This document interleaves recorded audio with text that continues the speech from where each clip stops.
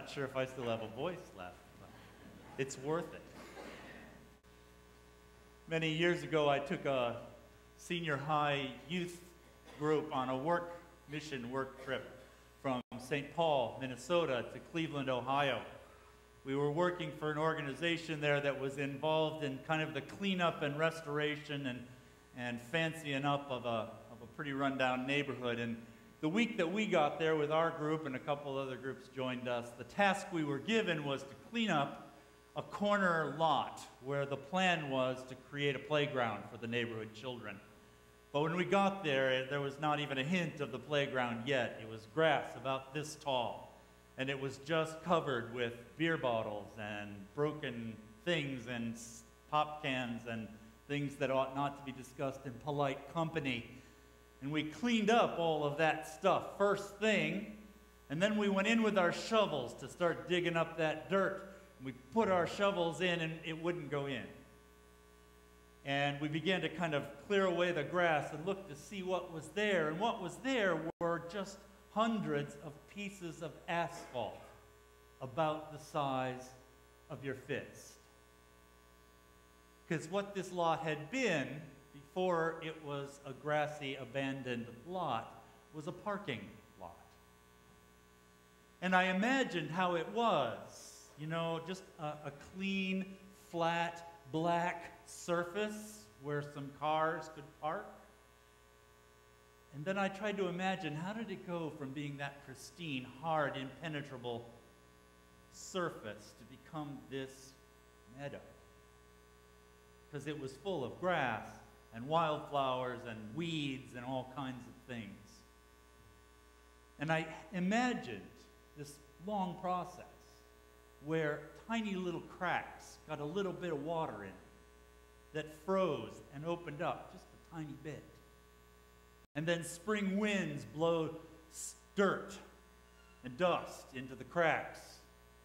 And then some bird or some other gust of wind would bring a grass seed plant in that little bit of dirt, in that tiny little crack. And then a root would go down and spread out and begin the process of breaking up that hard, impenetrable asphalt. And that process went on year after year until it was the empty lot with the wildflowers and the grasses and the weeds. You know, it seemed to me like a heck of a strange way to break up a parking lot. If I was going to do it, I'd have used a bulldozer. But when God goes about the process of turning a parking lot into a meadow, he uses grass and a little bit of water. It's interesting the way Luke tells the story of Jesus' birth. He starts way up at the top of the food chain. He starts with Caesar Augustus sending out a decree that the entire Roman Empire will engage in a giant Chinese fire drill, where everybody gets up and goes to the town where his ancestors came from in order to be registered. Here's a guy who can tell millions of people in the whole known world to get up in the middle of the winter and go someplace else and do something. He's pretty important. He's pretty powerful. And then Luke takes us down a step in the food chain to Quirinius, governor of Syria. Sounds like an important title. Only how many of us have ever heard of Quirinius, the governor of Syria, other than when Luke tells us about him? Luke moves down much, much further to a not very important man from a very not important city, Nazareth. It's not even a city, it's a village. Not even a village.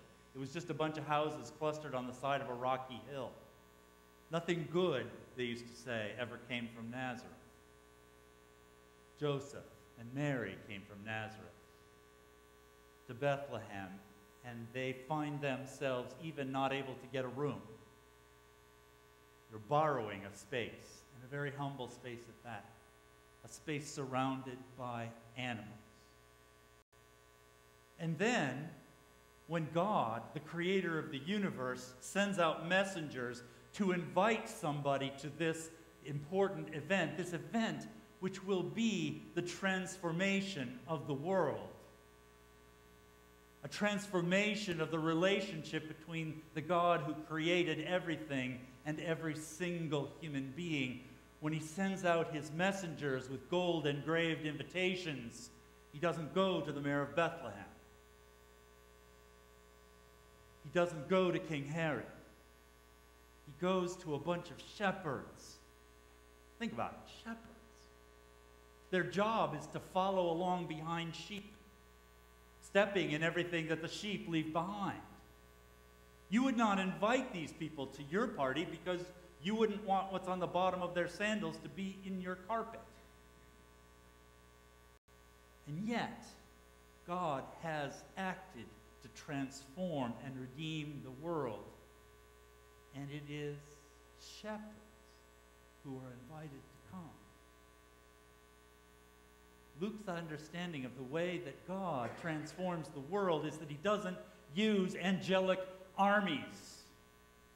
He doesn't use big magic pyrotechnics to impress people. He doesn't use bulldozers to change hard, impenetrable asphalt into a meadow. He uses small things: a baby, a manger, shepherds, a poor girl.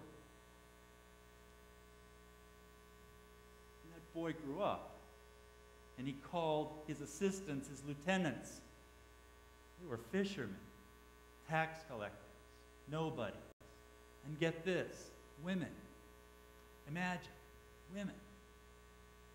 And as this movement begins to spread out from Palestine into the larger Roman Empire, it doesn't go straight to the rich people. It doesn't go straight to the people who are powerful and have influence. It travels from one place to another, from the mouth to the ear, from the mouth to the ear of slaves, laborers, women, children, people of not much account. Eventually, this good news about what God has done in this child, the good news that God has laid aside his glory in order to become incarnate, to be made flesh, to dwell among humanity, this great news, eventually it makes it to the palace in Rome. But it gets there by way of nobodies. The help, the staff, the slaves, the women. Emperor Constantine, who made Christianity legal, got converted by his mom. And God acts to transform the world.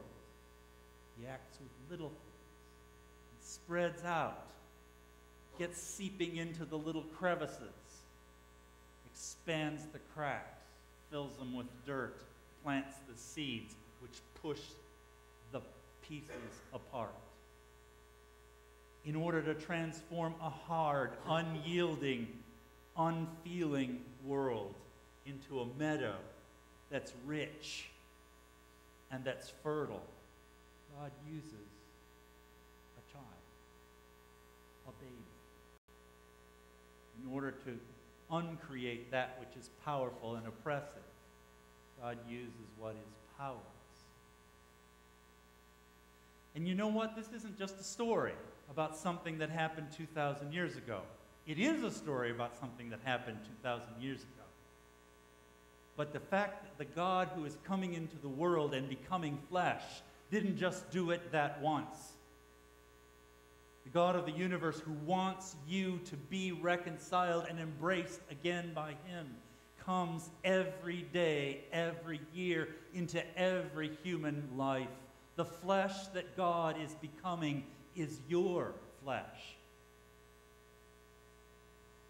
God uses this baby and the man into which he grows, and the life that he's willing to lead, and the teaching that he's willing to teach, and the death he is willing to die, and the resurrection that he is willing to be raised to in order to destroy your death. person, that human, is already trying to work into the cracks and crevices of your life in order to break apart the hard, unyielding surface of your heart. That your heart, yourself, might become something fertile and rich again. And here's the last chapter of that story, or maybe the next to the last chapter. Once that begins to happen to you, and you begin to go out into the world, having relationships and friendships with people out in the world, you become the little seed. You become the water that seeps into the cracks and crevices of a hard and unyielding world. You become the tool by which God will redeem the world around you. Because God is becoming flesh and dwelling among us. And the flesh that God is becoming tonight is your flesh.